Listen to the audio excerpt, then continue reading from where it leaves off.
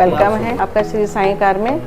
तो सर आपने हमारे यहाँ वेन्यू कार चूज़ करी है, तो आपको हमारे यहाँ कैसे पता चला कि श्री साईं कार से ही मैं जाकर गाड़ी लूँ? ऑनलाइन देखने के बाद में अपन ऑनलाइन में आपने फेसबुक पे या इंस्टा पे हमारे कि गूगल पे, तो आपको गाड़ी हमारे यहाँ की कैसी लगी? वेन्यू जो आप ले रहे हैं, आपने इसको टेस्ट ड्राइव भी करी होगी सर?